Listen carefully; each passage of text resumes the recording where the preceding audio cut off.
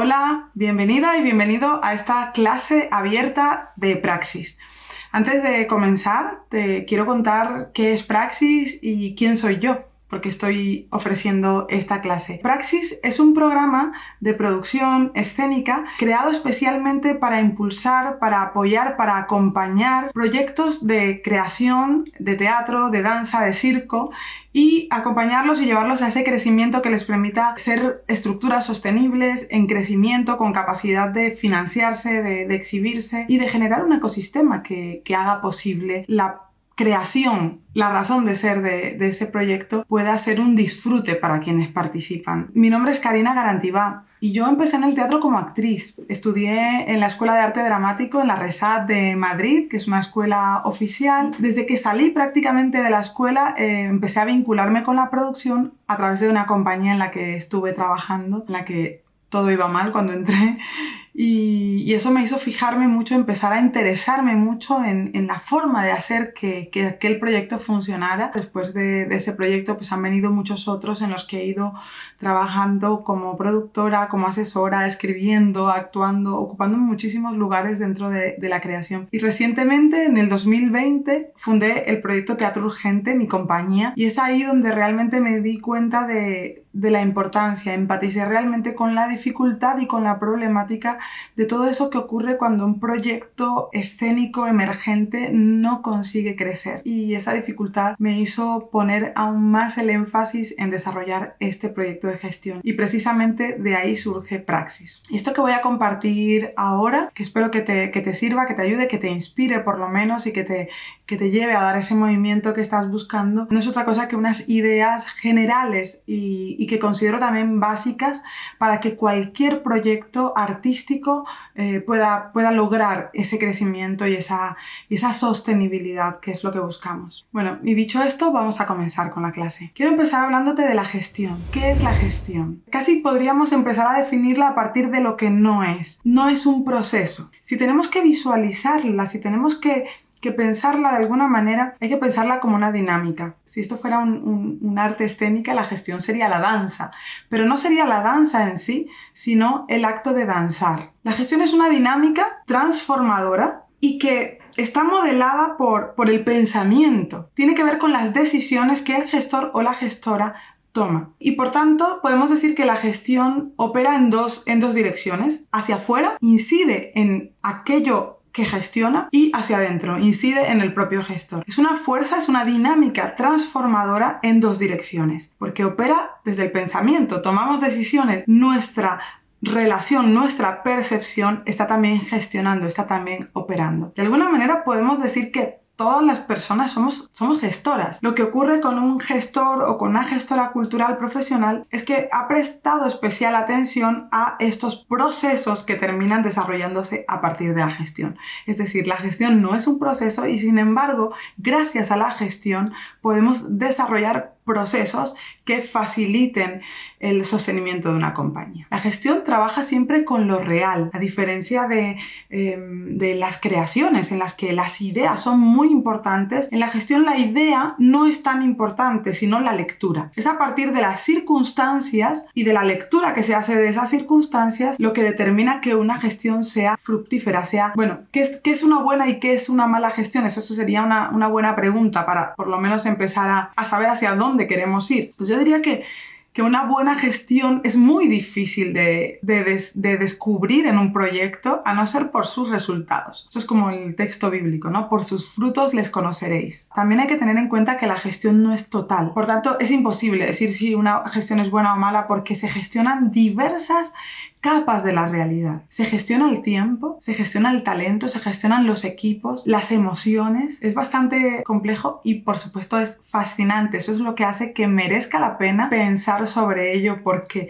profundizar sobre la gestión nos hace comprender que realmente podemos establecer cualquier tipo de relación que nos ayude a cambiar la perspectiva. El objetivo de la gestión finalmente es encontrar la perspectiva adecuada para poder ordenar o organizar la realidad, llevar estos proyectos que tenemos, estas compañías de teatro, de danza, estos proyectos hacia una armonía. En el área de la cultura y concretamente en el teatro, la gestión gestión siempre fue algo intrínseco a las compañías. Hasta los años 60-70, que estaban los grupos de teatro independiente, los actores y las propias actrices desempeñaban distintas áreas, eran tramoyistas, y alguien dentro de la compañía llevaba la parte de la gestión, se iba especializando y esto ocurría dentro del propio grupo. En los últimos años esta rama se ha ido profesionalizando y también el cine ha ayudado mucho a que haya estructuras más profesionales, lo cual ha traído cosas fantásticas, ha creado seguridad, estructura, ha recuperado espacios culturales, pero también ha traído contradicciones. Hay una parte de la creación que no puede atender esa gestión profesional y también ocurre que cada poética, que cada idea de teatro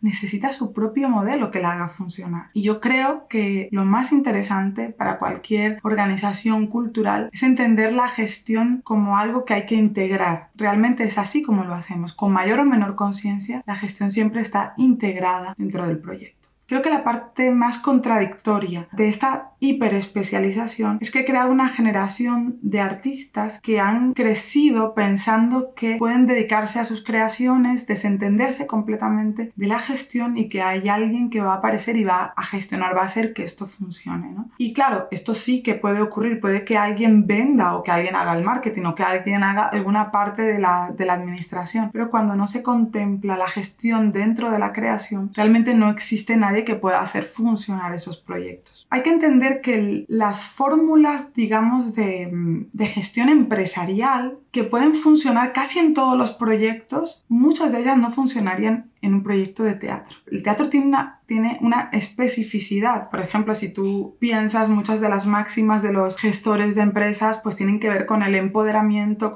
tú eres un emprendedor y tú superas obstáculos y no tiene nada que ver, sin embargo, con el teatro. De qué manera un gestor en el teatro empoderándose puede hacer que una compañía funcione, de qué manera. Cuando en el teatro realmente se trata de convocar. El hecho de que yo me empodere o no me empodere no va a generar nada. Lo que sostiene la gestión cultural, la gestión del teatro, es la comprensión precisamente de su carácter colectivo. Una función de teatro o de danza necesita coproductores, financiadores, distribuidores, instituciones que entran, actores que son grupos. Otro aspecto que quería compartir tiene que ver con la creación del valor. Ofrecemos un valor que necesita también ser transmitido, ser comprendido, porque nuestro valor, el valor de los proyectos teatrales no está cuantificado. Esta obra vale 300. Es muy difícil. ¿Cuál es su precio de mercado? Es muy interesante que la gestión contemple la valoración. Hay, por ejemplo, muchas iniciativas que inciden negativamente en esta valoración de las artes escénicas y es algo que afecta no solo a los proyectos, sino también al sector. Ofrecerlo gratuitamente, ofrecerlo a muy bajo precio, que espectadores entren por 1 euro, por 2 euros, pueden generar una percepción equivocada. No digo que no se pueda regalar una entrada siempre y cuando haya una valoración. No solo generamos valor, sino que también tenemos que educar y transmitir correctamente ese valor. La gestión básicamente se sostiene sobre 6 columnas. La primera de ellas tiene que ver con la convocatoria hacia audiencias que no nos conocen, programadores, empresas, instituciones que no nos conocen. La segunda columna tiene que ver con la transformación. Esas personas que ya nos conocen comprenden el valor, a conocer lo que hacemos, a entender lo que hacemos, a valorar lo que hacemos, ¿no? El tercer pilar sería la venta propiamente. Tanto la venta de entradas como la venta de obras para ser programadas o la búsqueda de financiación o el hecho de que encontremos inversión, sponsors.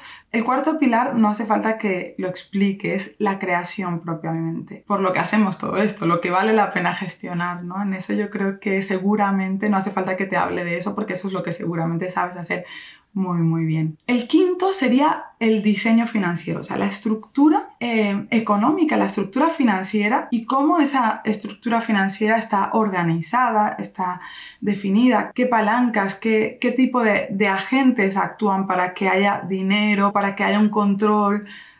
Finanzas. Y la última sería la gestión de los equipos. Audiencias, son colectivos, son grupos humanos, entonces hay que saber gestionar no solo internamente la estructura, sino también las personas con las que colaboramos. Y yo creo que un buen gestor es aquella persona que ayuda a su equipo a crecer, que ayuda a su equipo a superar sus propios obstáculos y a trabajar por los objetivos de la organización. Todo esto lo hacemos para que nuestras obras lleguen al público, para que podamos seguir creando obras de la mejor calidad posible. Entonces, digamos, estos 6 pilares son los que sostienen la buena gestión. Todos y cada uno de ellos los trabajamos dentro del programa Praxis en detalle, porque si bien es cierto que podemos ser muy buenos en algunos de ellos, es muy difícil realmente que una compañía o que una persona pueda abordar todos estos pilares y todos los procesos que inciden en la buena gestión, y por eso precisamente dentro de Praxis trabajamos con las compañías para ir creando todos estos departamentos, todos estos procesos, y a través de palancas y de herramientas y de aprendizaje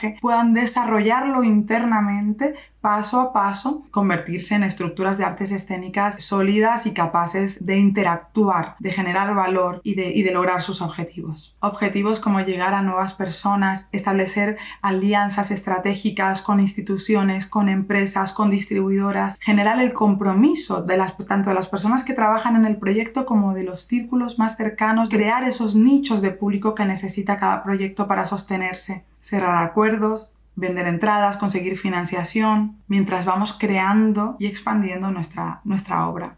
Todo este proceso tiene también una estructura que tiene mucho que ver con el momento en el que se encuentra cada persona y cada compañía. No se toman las mismas decisiones para un proyecto que está empezando que para un proyecto que ya lleva un tiempo y empieza a encontrar algunas dificultades, para un proyecto que ya es grande y necesita expandirse. Cada momento hay que evaluarlo y hay que tomar las acciones que se necesitan. Eso también es tarea del gestor, esa mirada, esa evaluación, saber detenerse y decir, esto es lo estratégico, esto es lo que hay que hacer en este momento. En la gestión además no hay fórmulas, es precisamente la observación y la escucha del momento en el que se encuentra una persona o una compañía lo que nos va a permitir tomar la decisión sobre dónde tenemos que actuar dentro del proyecto. Espero que estas ideas te ayuden, te inspiren, y quiero recordarte que aquí dentro de Praxis hemos creado un pool de compañías, una incubadora, una aceleradora, un espacio increíble en el que estamos precisamente haciendo que proyectos muy pequeños, proyectos emergentes puedan conseguir tener una gran estructura, una estructura sólida y ser competitivos, ser sostenibles y traernos alegrías, que es finalmente para lo que hacemos todo esto.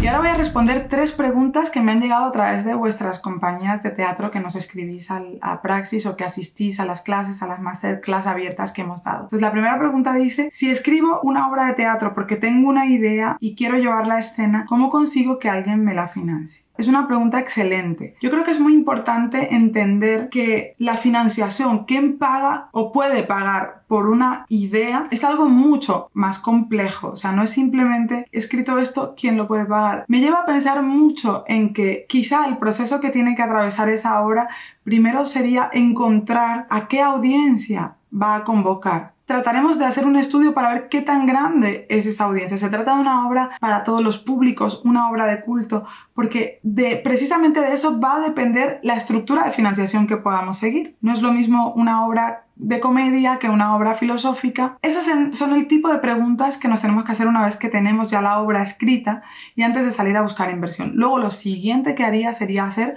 un plan financiero. Dentro de ese plan empezaría a crear también una presentación para valorar si hay suficientes personas que estarían interesadas en financiar ese proyecto y merece la pena realmente abordarlo. Seguramente merece la pena, pero tenemos que saber si vamos a hacerlo con una financiación que proviene precisamente de una inversión o no. Hay proyectos que se tienen que financiar de una forma alternativa porque son minoritarios, o hay proyectos que se tienen que financiar a través de sponsors. Sin saber de qué trata la obra y a quién convoca y cuál es la dimensión que va a tener esa convocatoria, no podemos nunca pensar en la financiación. Entonces mi consejo sería, ante esta pregunta, que se hiciera un plan financiero, una presentación, y si saliera a hacer una primera validación, una reunión con distintos agentes para ver a quién puede interesar y a partir de ahí tomar decisiones para crear una estructura de financiación que sin ninguna duda debería ser mixta e incluir distintos tipos de entradas económicas. La segunda pregunta dice,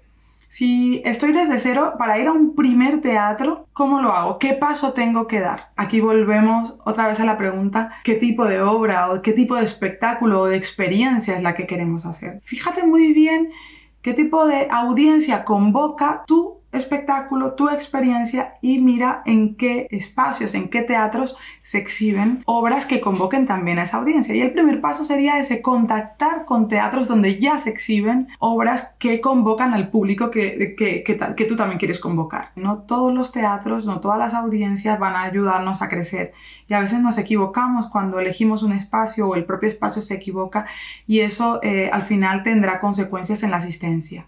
Hay una tercera pregunta que dice, ya hemos logrado entrar en teatros, estrenar, pero la vida de los proyectos es muy corta. ¿Cómo hacemos para alargar la vida de los proyectos? Bueno, yo creo que es una pregunta muy interesante, y yo lo primero que querría transmitirle a la persona que me ha lanzado esta pregunta, a esta compañía, es, creo que el primer paso sería poner en valor todo lo que se ha hecho. Haber creado un equipo, haber llegado a un espacio, estrenar, es muchísimo. Entonces sí, la vida del proyecto, a lo mejor de los proyectos, la vida es muy corta. Ya tienes, digamos, el primer círculo hecho. Ya hay una validación.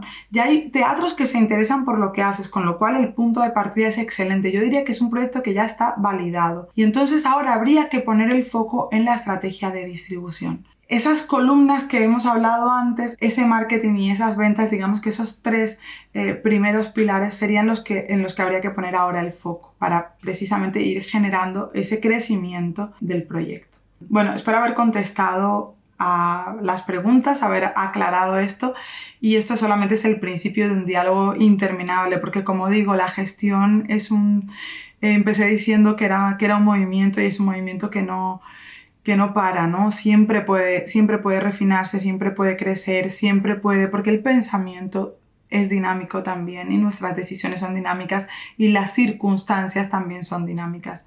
Entonces, bueno, espero que esta clase te haya gustado, que te haya motivado. Si es así, también te quiero pedir que dejes algún comentario en el foro que tenemos aquí abajo, que dejes alguna valoración que nos permita saber qué tipo de experiencia has tenido con esta clase que he compartido.